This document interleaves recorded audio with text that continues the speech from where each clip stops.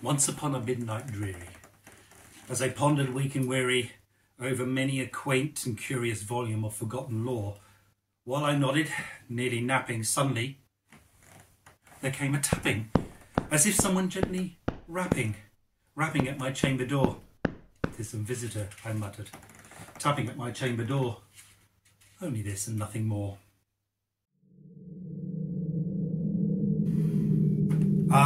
Distinctly I remember it was in the bleak December, and each separate dying ember wrought its ghost upon the floor.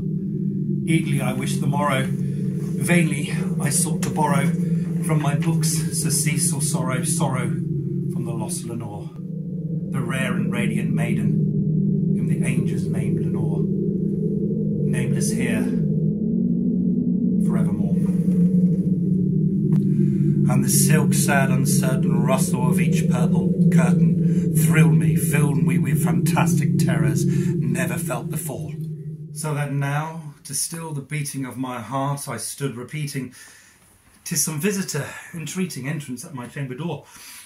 Some late visitor entreating entrance at my chamber door. This and nothing more."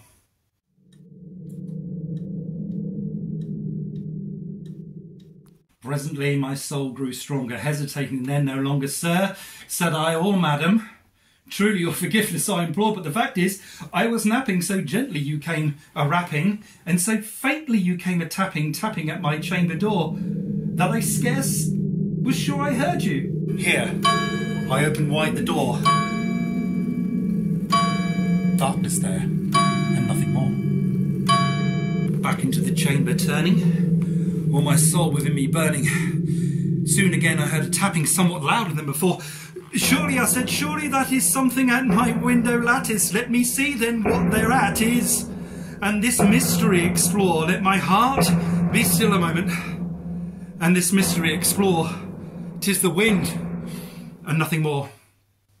Open here I flung the shutter, when with many a flirt and flutter in there stepped a stately raven of the saintly days of yore. Not least the obedience made he, not a minute stopped or stayed he, but with my lord and lady perched above my chamber door, perched upon the bust of Pallas, just above my chamber door, perched and sat, and nothing more.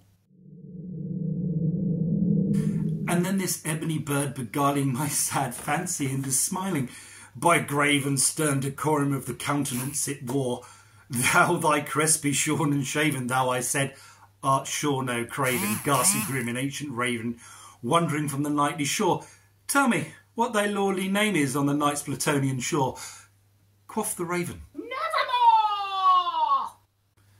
But the raven, sitting lonely on the placid bust, spoke only that word, as if his soul in that one word he did outpour.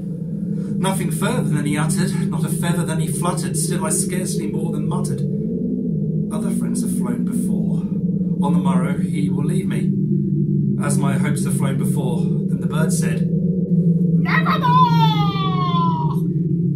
"Prophet," said I, "thing of evil, prophet still if bird or devil, by that heaven that bends above us, try that God we both adore. Tell this soul, with sorrow laden, within the distant Aden, it shall grasp the saintly maiden, who the angels name Lenore, grasp a rare and radiant maiden, whom the angels name Lenore." Quoth the raven, "Nevermore." "Be that word our sign of parting, bird, or fiend?" I shrieked, unstarting. "Get thee back into the tempest and the night's Plutonian shore. Leave me no black plume as a token of that lie that soul hath spoken. Leave my loneliness unbroken. Quit the bust above my door. Take thy beak from out my heart and take thy form from my door."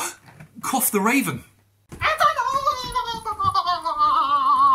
and the raven, never flitting, still is sitting on the pallid bust of Pallas just above my chamber door, and his eyes have all the seeming of a demon that is dreaming, and the lamplight o'er him streaming through its shadow on the floor, and my soul out that shadow that lies floating on the floor shall be lifted